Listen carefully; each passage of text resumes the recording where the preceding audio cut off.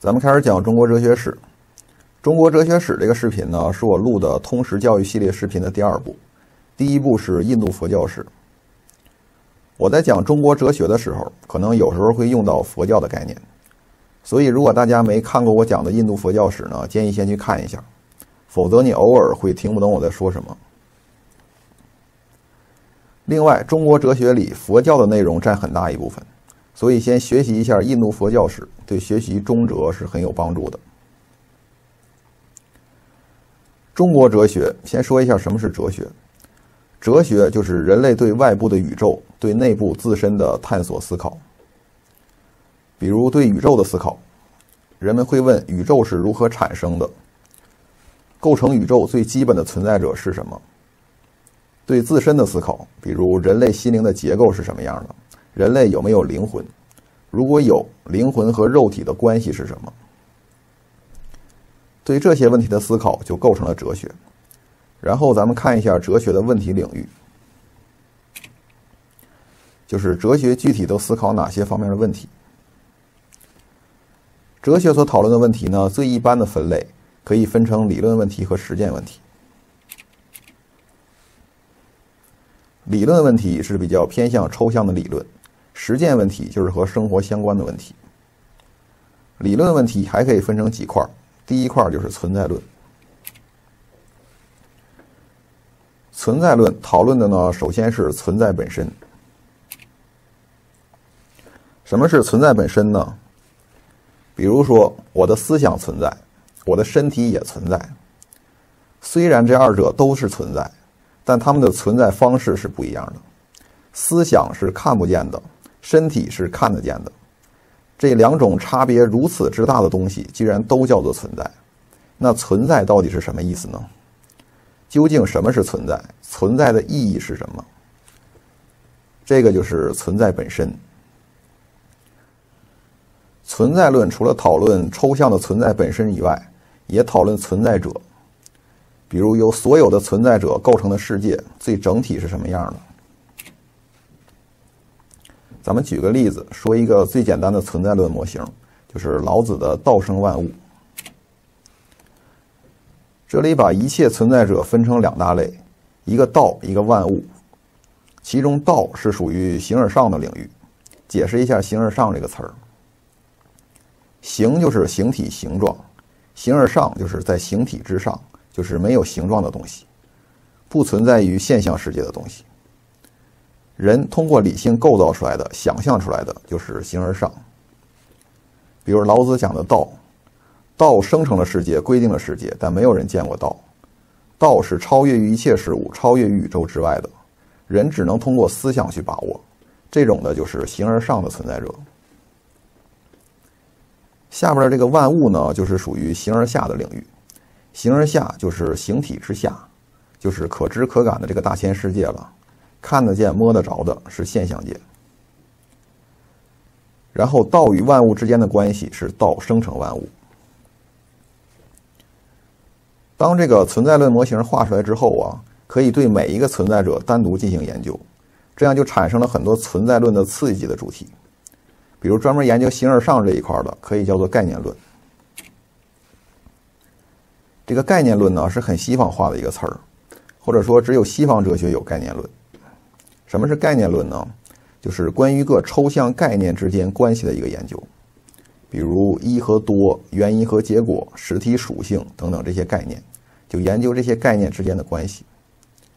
这个概念论是西方哲学所特有的，中国哲学没有概念论，因为中国哲学对形而上这一块不是很关心，中国哲学更关心形而下的现实问题。然后宇宙论，这个就是讨论宇宙的结构，宇宙如何产生、如何演化这些。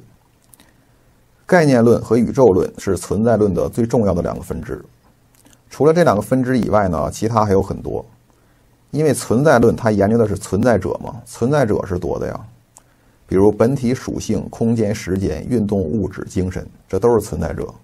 对每一种存在者的研究，都可以视作存在论的一个分支。比如研究本体的，我们就可以叫本体论。所谓本体，就是一个物体它自身，就是佛教的自性啊，佛教中观派的主要内容就是本体论。关于存在论、概念论、本体论、形而上这几个词儿啊，听起来很高大上，但它们的意思啊，其实都很好理解。大家要是暂时不理解的话呢，也没关系，因为讲中国哲学基本用不到这些词儿。我就是为了让大家对哲学有一个整体的印象，所以介绍一下，这块听听就可以了。理论问题除了存在论之外呢，还包括神学，就讨论上帝是什么，如何证明上帝的存在这些。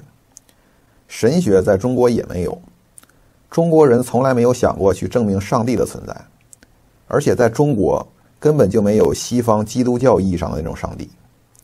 基督教的上帝是宇宙的创造者，是宇宙的主宰者，他是超越于宇宙之上的。而中国的神呢，就没那么高。比如佛教，什么是佛呀？佛就是觉悟的人。比如道教，什么是仙？仙就是不死的人。西方人的神抽象，中国人的神具体。西方人面对抽象的神，就产生了抽象的哲学思考。中国人面对具体的神，就产生了具体的性命双修，所以在中国并不能产生神学。性命双修这个词儿，等具体讲到道教的时候再细说。然后心灵哲学，讨论人的心灵是什么，人的心识结构是什么样的，感情啊、思维啊这些心理机能之间的关系等等。